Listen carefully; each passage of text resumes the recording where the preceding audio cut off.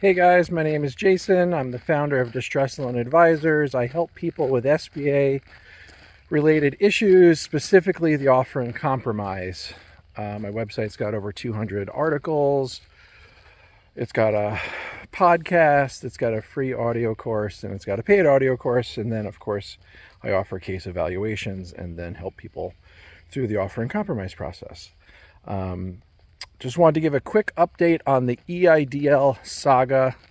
Last week I posted the disappointing update that the SBA, for whatever reason, put out the forms for offer and compromise, but is not actually currently considering them.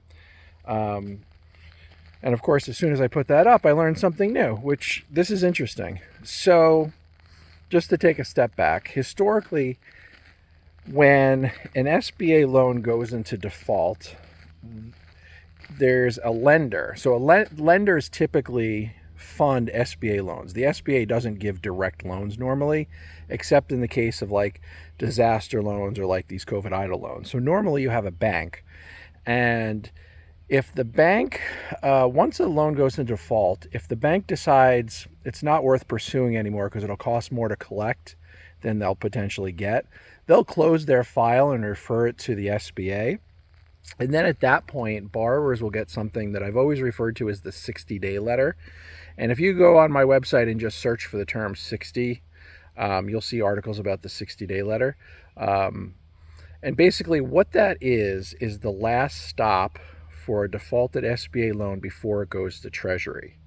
And they are a separate department who will look at offer and compromise as an option. And the reason that's interesting is because I actually had someone the other day who had an EIDL loan who told me they got a 60-day letter for their EIDL loan, which means even if the SBA is not willing to consider settlements through their COVID servicing centers, once it gets referred over to, I believe it's the Treasury Offset Division, that's who sends the 60-day letter, then you might have another bite at that apple. You might have the opportunity to settle at that point.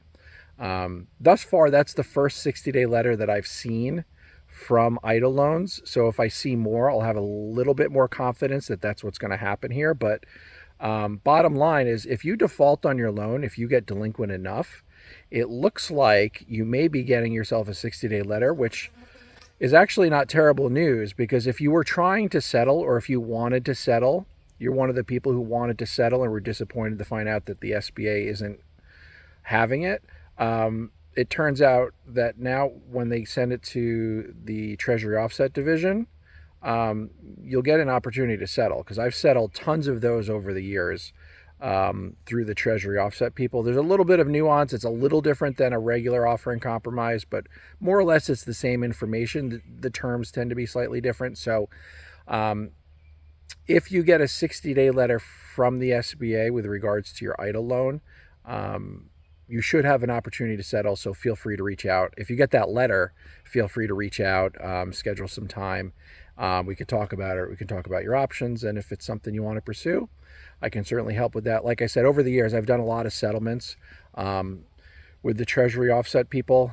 They have offices primarily in Birmingham, Alabama. And it's not even on the first page of the letter. It's buried like second or third page. It'll say like to contact them. It'll say either Birmingham or I believe Fresno, or is it Santa Ana? One of the two. Sorry, I don't know everything. Either way, if you get a 60-day letter and you wanted to settle, then it's worth pursuing, because you can actually work out a settlement with that 60-day letter. The key to the 60-day letter is 60 days really does mean 60 days. If you submit an offer to them like on day 60, chances are it'll go to Treasury and you won't get an opportunity to have them look at your offer. So the sooner you submit your offers, the better, because at day 60, they do get shipped out to Treasury. So that's it. That is the update. Feel free to comment below. I can't really give specific advice when you ask in the comments. I really need you to schedule a case evaluation for that. But if it's something simple and quick, I'll respond. But if it's something longer and nuanced, they will ask you to schedule a case evaluation. I will put a link below to my website to make it easy if you're interested in checking that out or scheduling some time with me. Thanks for checking in. We'll see you next time. And thanks to everyone who's following along this YouTube channel. I really appreciate it. All right, later.